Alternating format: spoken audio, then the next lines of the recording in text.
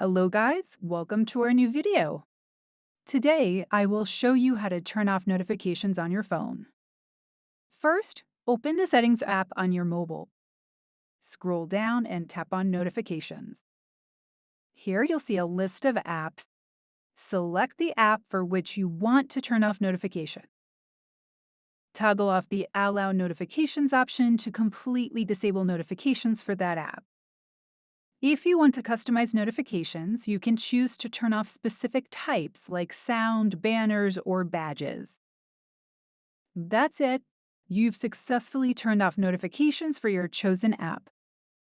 If this video helped you, don't forget to subscribe to the channel and like and share the video.